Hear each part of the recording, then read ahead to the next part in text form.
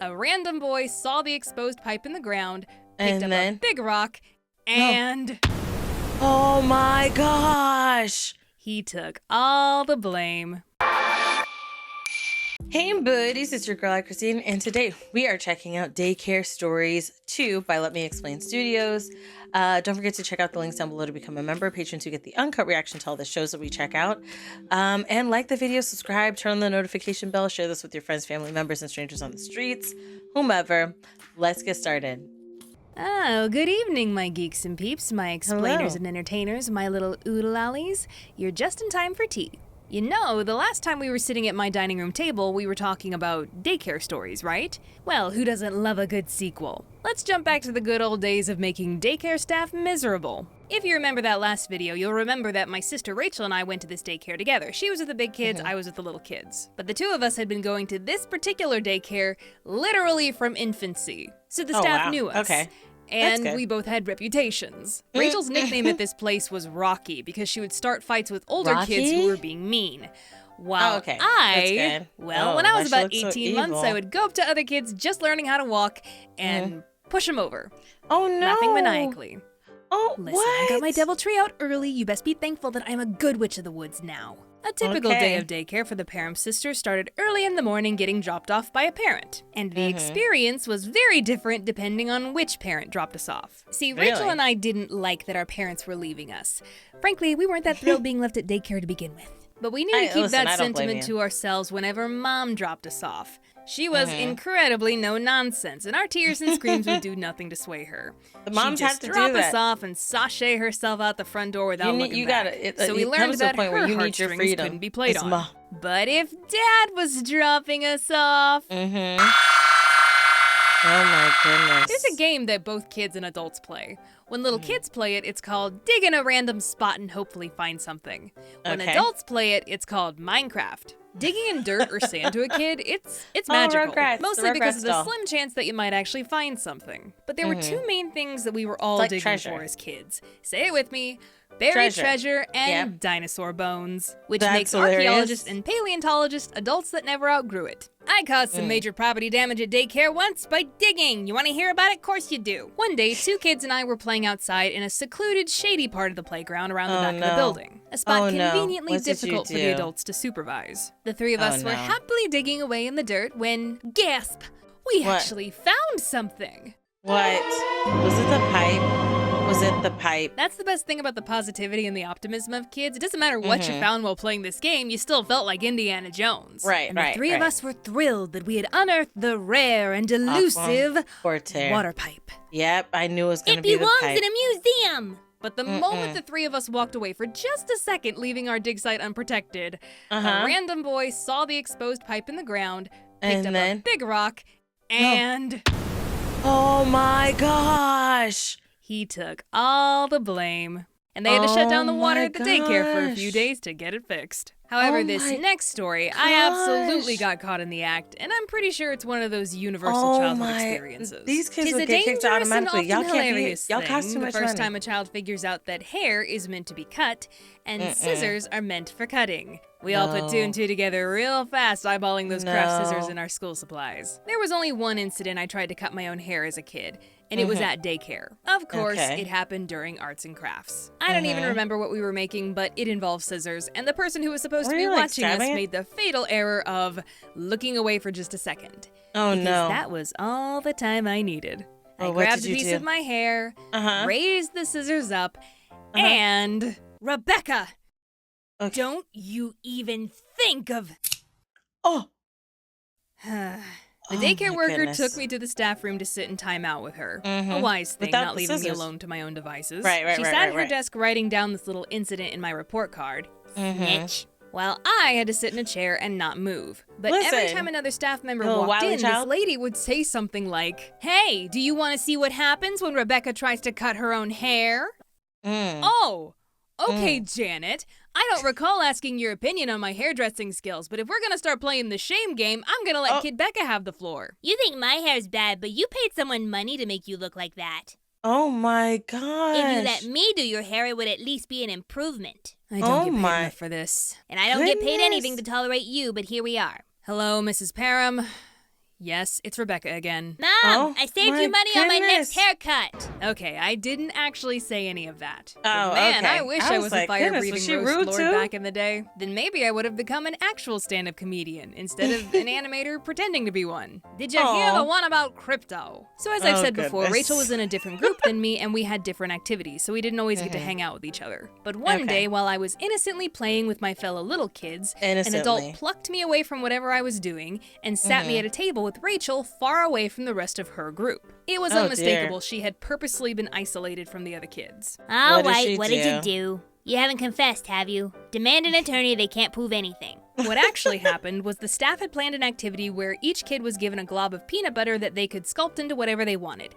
And the best Okay. part was that they would eventually get to eat their creations. The Right, problem right. was, ever since childhood, Rachel has been deathly allergic to peanuts. Seriously, it's a Oh, 911 okay. call every single time. She's that sensitive. I once Okay, opened a okay. particularly potent jar of peanut butter, closed it Uh-huh. after just a few seconds, and when Rachel walked through that area a minute later, her eye began to swell. So Are you naturally, serious? Rachel was not going to be allowed to play with the world's deadliest substance to her. Right, Instead, right, they right, gave her right. some Play-Doh and made me come play with her so she wouldn't be alone.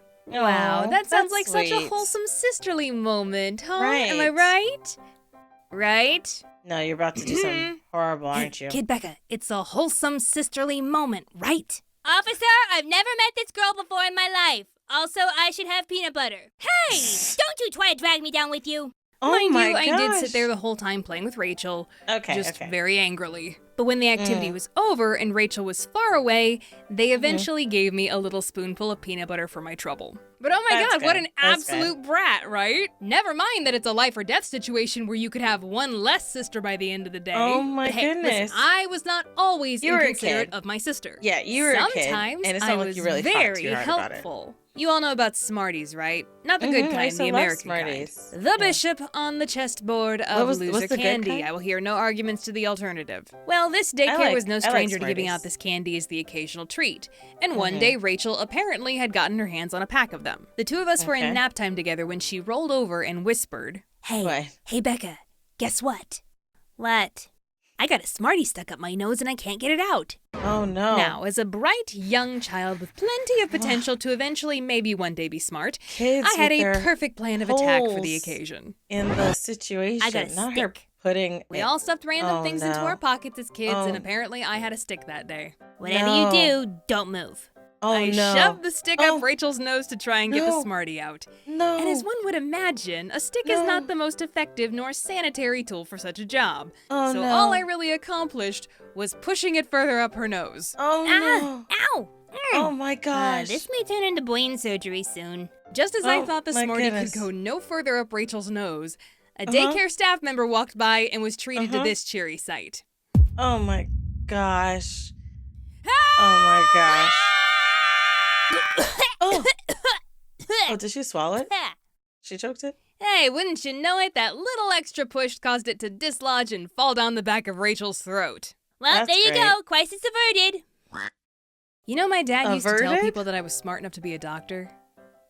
I think he was lying.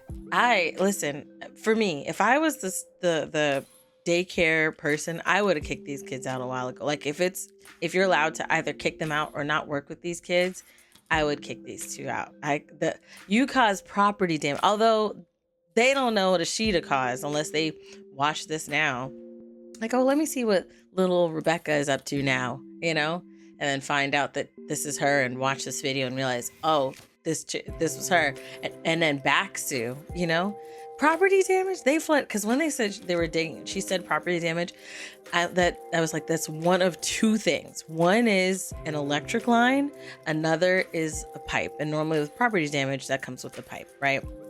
And flooding, because when they have to fix it, they have to dig a hole, fix the pipe, and plumbers are not cheap.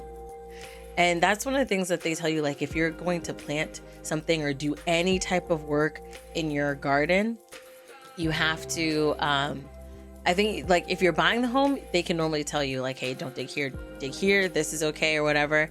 If they don't tell you that, then you're supposed to get like depending on what you're doing, you're supposed to get a permit or maybe look up, go to your, is it city?